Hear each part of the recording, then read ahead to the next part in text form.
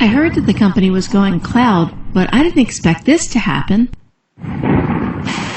No, that isn't what they mean. But do you know what all the fuss is about? I can help you out. It'll only take a few moments. Yeah, I think you better tell me about it. The cloud is a metaphor for a global network, which is just a fancy industry way of saying that software or services run over the internet instead of on your computer. The data isn't actually in the sky, it's stored on another computer or several computers elsewhere. The network of computers finds the data you need when you need it, so it feels like it came out of thin air, or, well, a cloud. All right, I guess. Let's try this. Think about a light bulb. When you turn it on, you expect light. You don't care where it came from, or even think about the power plant or the transmission lines.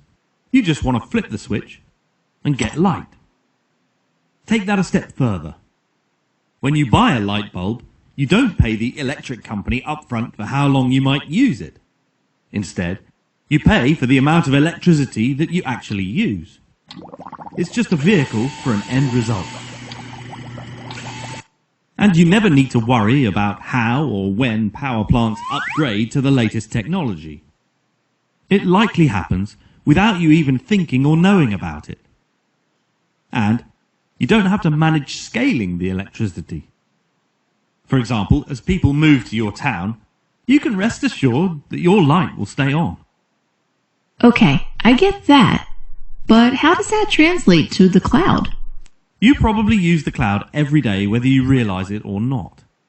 When you search for something online, you're accessing computers all over the planet. If you use services like Google Drive or Dropbox to store your stuff like work documents or family photos, you're using the cloud.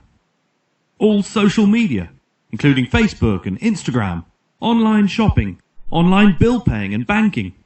You guessed it, the cloud. Not to mention Netflix. I could go on and on. So what you're saying is that the cloud already plays a huge part in our daily lives without us really ever thinking about it.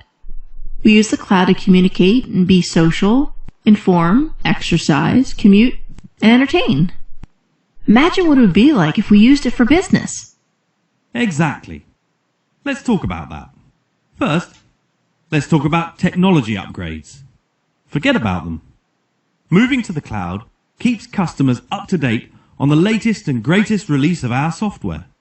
We keep all the hardware up to date and perform all of the other IT tasks.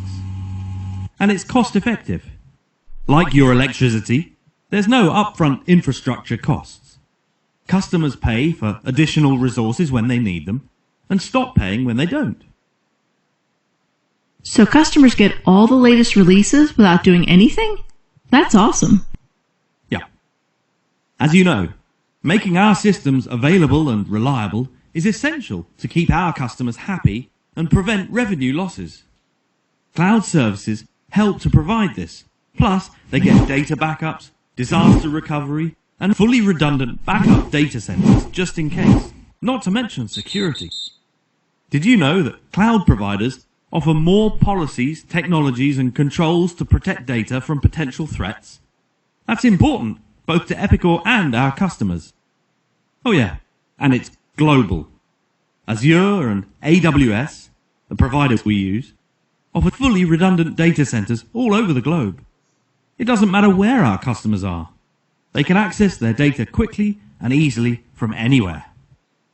So really, when you think about it, it seems like a good idea to be in the cloud. The cloud lets us spend more time on what matters and less time managing the underlying details. You got it.